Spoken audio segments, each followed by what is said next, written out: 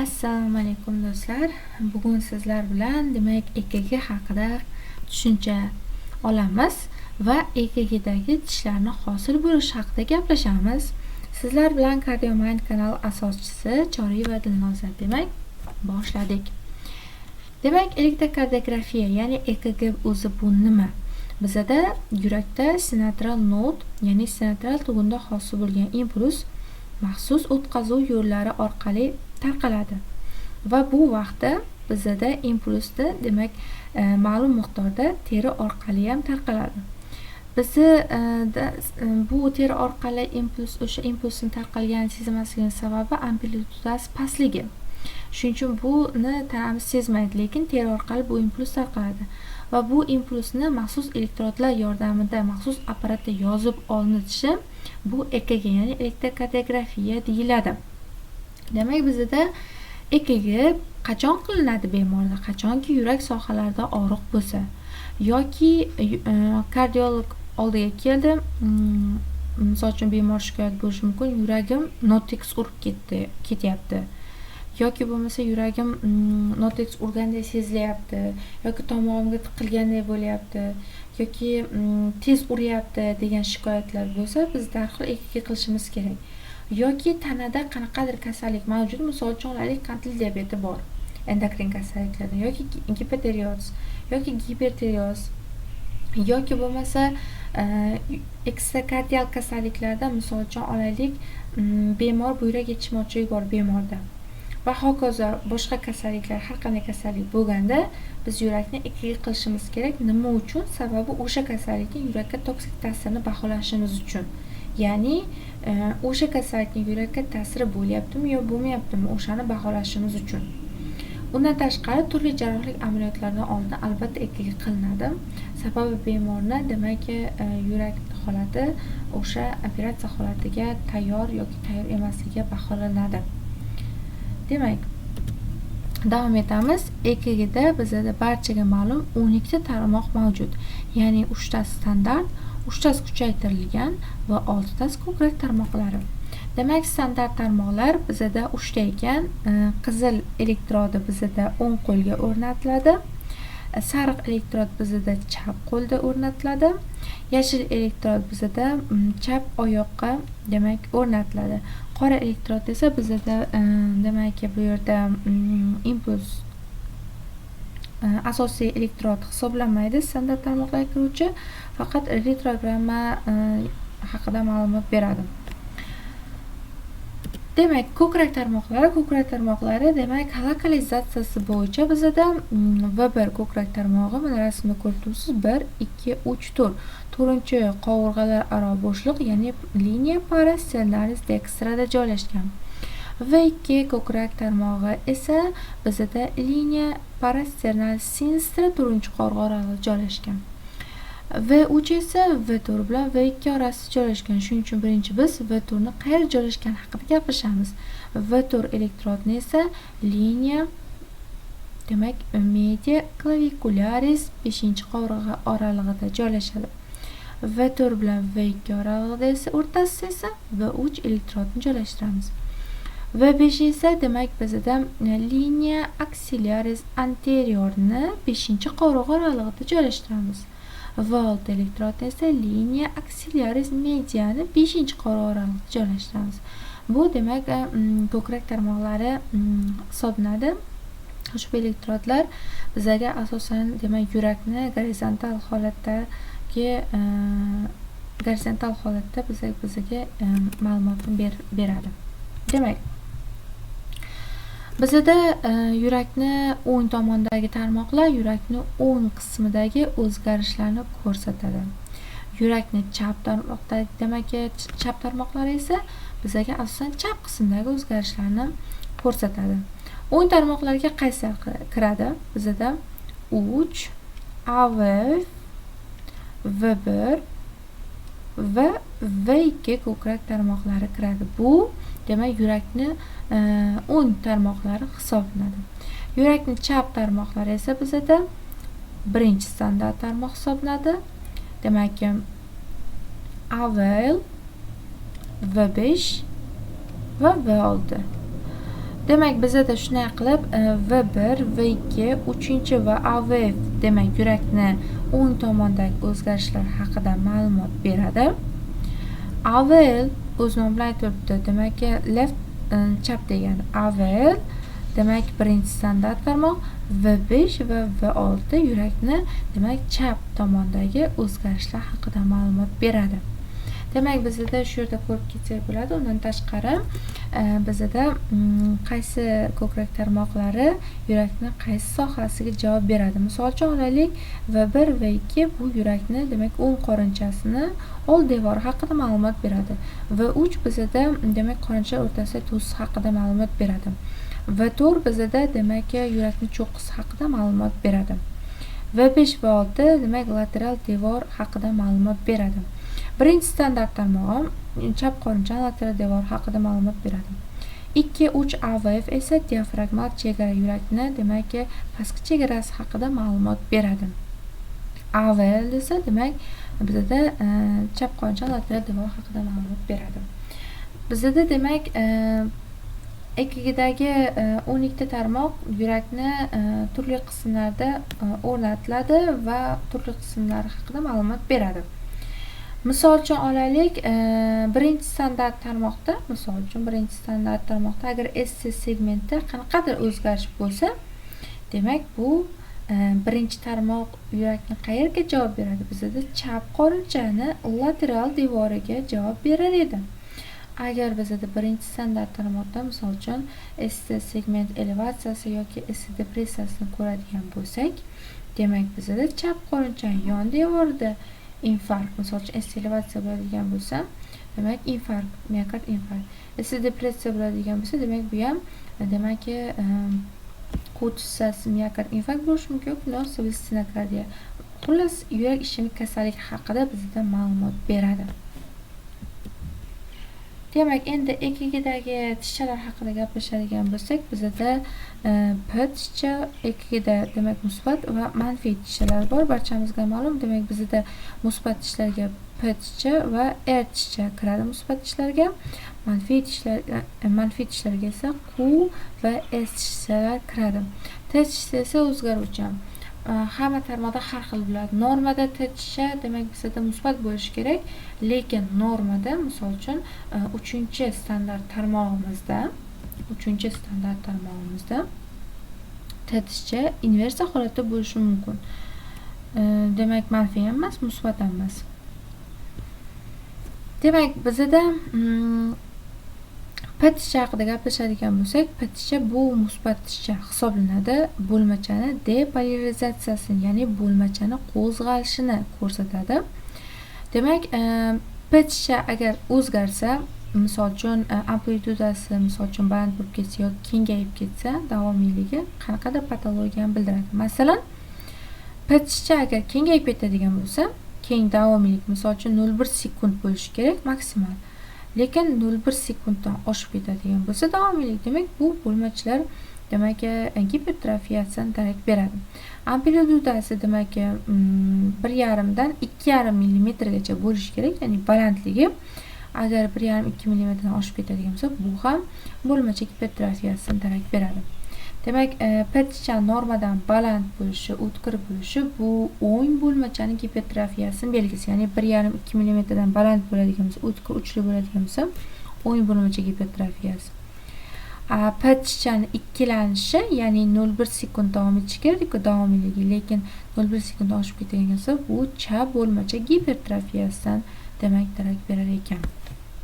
Mana bu yerda ko'rsatilgan, mana normada P tishcha, demak amplitudasi normada P tishchani ya'ni balandligi 1,5 dan 2,5 mm gacha bo'lishi kerak. Davomiyligi esa 0,1 sekundgacha bo'lishi kerak. Bizda agar shuni oshadigan bo'ldimi, bo'ldi, o'sha patologiya hisoblanadi. Misol uchun bizda mana bu amplituda 2,5 mm dan oshib ketyapti.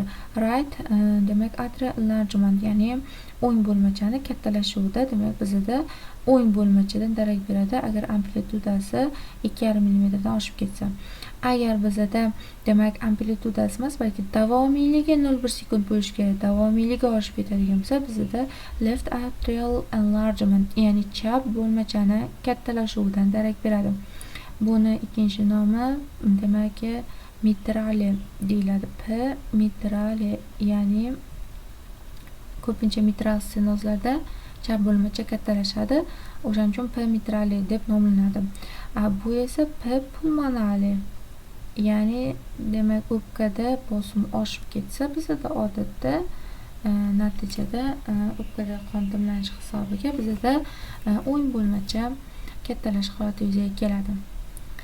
Bu holat esa ikkalasi kombinatsiyasi, ya'ni right atrial enlargement bilan left atrial enlargement, ya'ni o'ng va chap bo'lmachani kombinatsiyasi ham amplituda 2,5 mm dan oshib ketyapti, ham davomiyligi 0,1 sekunddan oshib ketgan holati demak tasvirlanyapti. Demak, mana bu rasmga e'tibor beradigan bo'lsak, ptchani amplitudasi baland, ya'ni 2,5 mm dan baland katakchalarda hisoblaydigan bo'lsak, demak bizda 3 ta katakchaga yaqinlashib qoladi. Mayda katakka shunda bu 3 mm ga yaqin amplitudasi. Bu demak o'ng bo'lmachani gipertrofiyasi hisoblanadi. Mana bu yerda esa bizda ikkinchi tarmoqni qaraydigan bo'lsak, P demak ikkilanish holati yuzaga kelyapti.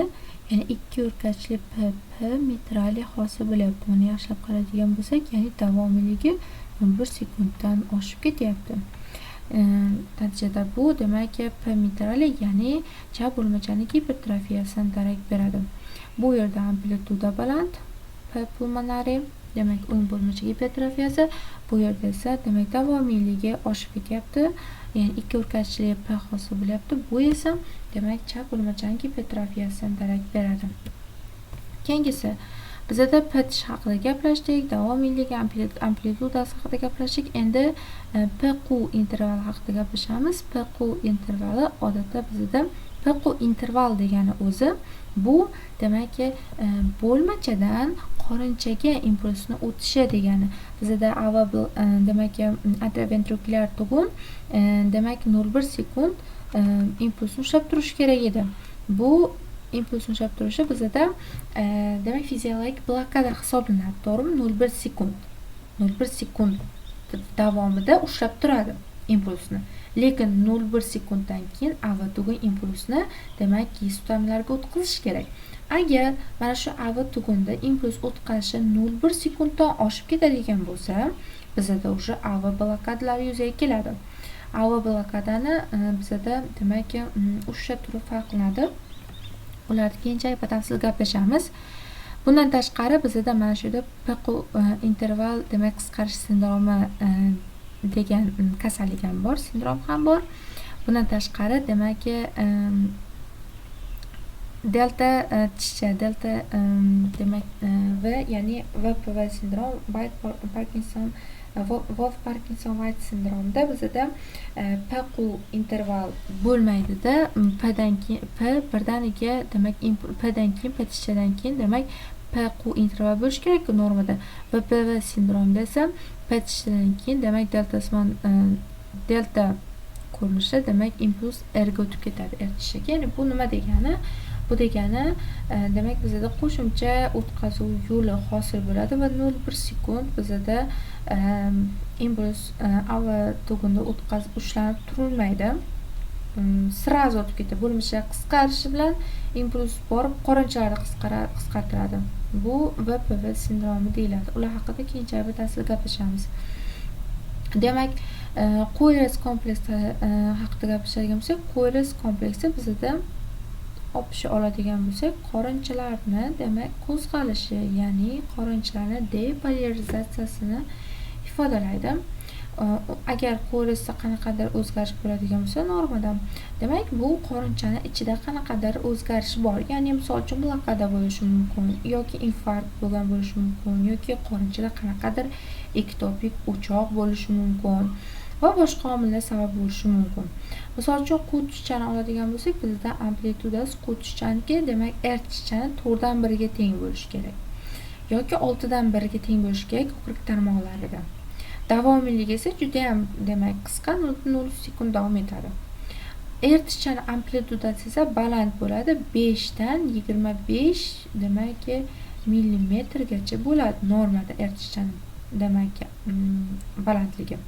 Davomiyligi esa 0,04 dan 0,08 sekundgacha davom etadi. esishlarni amplitudasi, ya'ni demak bizga chuqurligi 20 millimetrgacha bo'ladi normada. Davomiyligi esa 0.06 soniyagacha davom etadi.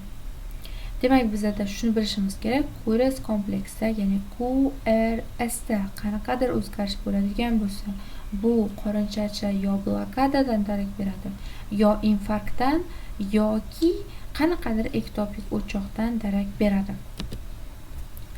Demak, qutishchani chuqur bo'lishi bu miokard infarkt, ya'ni 0.0 soniyadan demak chuqurroq bo'lishi, o'z normada demak 0.03 davomiyligi. Amplitudasi demak, ya'ni chuqurligi esa ertishchani 4dan 1 yoki 6dan 1 ga teng dedik. Agar o'sha 4dan 1 yo 6dan 1dan demak ertishchani 4dan 1 qismidan yoki 6dan 1 qismidan chuqurlashib ketadigan bo'lsa, bizda demak miokard infarktdan darak beradi. Miokard infarkt o'tkazgan bo'ladi bemor. Ertishcha amplitudasining past bo'lishi esa miokard infarktni anglatadi va ko'krak tarmoqlarida esishchani baland bo'lishi gipertrofiya belgisi hisoblanadi. Ya'ni ertishcha o'z normada 5 dan 25 mm gacha bo'lishi kerak amplitudasi. Demak, agar bu 5 mm dan past bo'ladigan bo'lsa, amplitudasi bu miokard infarktdan darak berishi mumkin. Yoki 25 mm dan oshib ketadigan bo'lsa, amplitudasi bu gipertrofiyalardan darak berishi mumkin. Ya'ni qorinchalarni chap qorinchaning gipertrofiyasidan darak berishi mumkin. Esishsa agar kengayib ketadigan bo'lsa, demak, ya'ni mana bu o'zi normal davomiyligi bizda 0.06 sekundgacha bo'lishi kerak. Agar mana shundan kengayib ketadigan bo'lsa, bizda o'sha blokadadan darak beradi. S segment elevatsiyasi depressiyasi infarktdan darak berar ekan. Ya'ni S segment mana bu esishcha, mana bu S segment mana bu. Agar normadan ko'tarilib ketadigan bo'lsa yoki pastga depressiya bo'lib ketadigan bo'lsa, bizda infarktdan darak berar ekan. Endi tetishcha o'zi normada musbat bo'lishi kerak, lekin 3-standart tarmoqda inversiya holatda bo'lishi mumkin. Amplitudasi demak, ya'ni balandligi 10-18 mm gacha, davomiyligi esa 0.1 dan 0.25 soniyagacha bo'lishi mumkin. Bizda tetishcha o'zi nimani ifodalaydi desa, tetishcha bizda qorincha repolarizatsiyasi, ya'ni queries kompleksi bizda qorinchaning depolarizatsiyasini, qorincha qisqarishini, tetishcha esa repolarizatsiyasi, ya'ni qorinchalar dam olgan holatdagi, demak, dam olgan holatdagi ta'sirini ko'rsatib beradi. Agar tetishchada o'zgarish bo'ladigan bo'lsa, bu ishemiyadan, stress va kamqonlik, anemiyalardan darak berar ekan. Endi EKGni o'qish tartibi haqida gaplashadigan bo'lsak, EKGni biz birinchi qo'limizga olganimizda birinchi o'sha 12 ta tarmoq mavjudligiga e'tibor beramiz. Ya'ni 1, 2, 3, 4, 5, 6, 7, 8, 9, 10, 11, 12. 12 tarmoq mavjud ekan va biz demak yozib olinish tezligiga qaraymiz, 25 mm sekund ekan va voltajni ko'ramiz, 10 mm voltajga teng ekan. Ana endi biz EKGni demak interpretatsiya qilishga o'tamiz, ya'ni EKG tahliliga o'tamiz. Demak, EKG tahliliga o'tadigan bo'lsak, EKGni qo'limizga olishimiz bilan birinchi o'rinda biz qo'zg'atuvchi markazga e'tibor beramiz, ya'ni asosiy demak ritm qo'zg'atuvchi markaz qaysi? Sinuslimi yoki sinussizmi? Mana bu yerda tahlil qiladigan bo'lsak, bizda ritm sinusli, chunki petishcha bor. Petishcha demak depolarizatsiyasi, petishcha bizda bo'lmachalar depolarizatsiyasini ko'rsatadi. Demak, bizda asosiy qo'zg'atuvchi markaz sentral noddan hosil bo'lyapti. Ritm demak sinusli. Mana shu EKGni tahlil qiladigan bo'lsak, demak ritm regulyarmi yoki noregulyarmi, uni ko'ramiz. Sizda pastda retrogrammada demak bizda bitta tarmoqni to'liq ta'siri beriladi. Bu yerga e'tibor beradigan bo'lsak, ritm regulyar, sababi ikkita R orasidagi masofa bir xil bizda, mana bir xil. Demak, ritm regulyar ekan. CSS, ya'ni yurak urish soni nechta? Demak, bizda 1, 2, 3, 4, bitta katakcha ekan. Demak, bizda 4 ta katta katakcha ekan va bitta kichik katakcha ekan. Bizda o'rtacha yurak urish soni demak 84, demak bizda 70 ta ekan, 71 ta.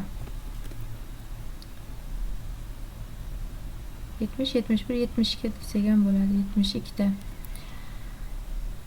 Yurak urish soni 72 ta ekan. Yurak elektr o'qiga e'tibor beramiz. Yurak elektr o'qi demak ertishcha eng balandi, demak ikkinchi standart tarmoqda bizda normada yurak elektr o'qi. Yurak elektr o'qi demak norma.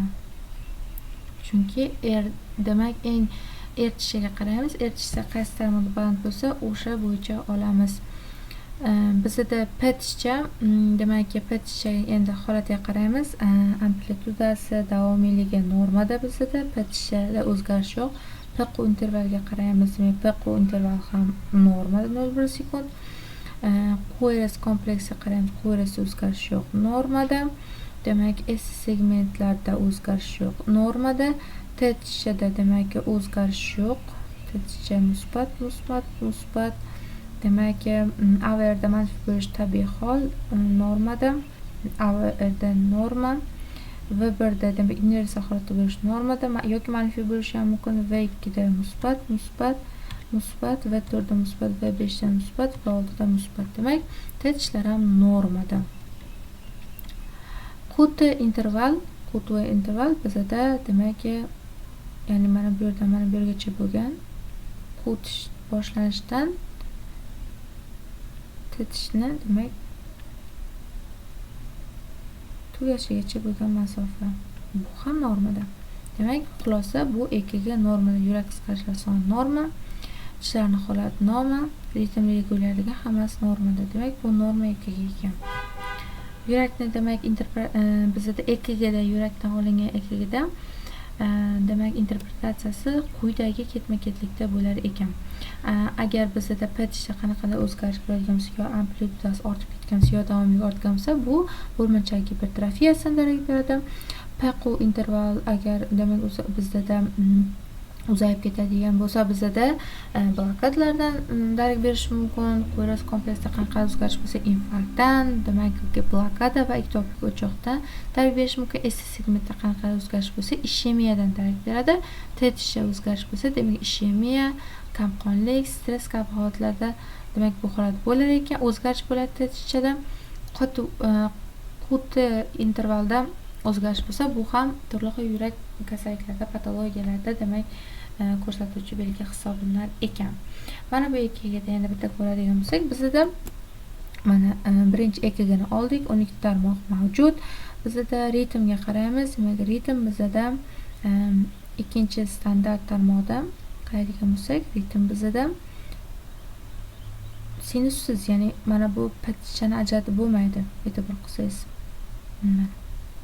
Arasimon shakliga o'xshab ketgan. Demak, ritm sinussiz. Ritm regularmi? Ritm noregulyar. Mana, ritm noregulyar. Chesiz demak, bizda yurak urish soni 100 tadan ko'p ekan va bunda diagnoz qo'yadigan bo'lsak, bizda ritm noregulyar va petishcha demak bizda ritm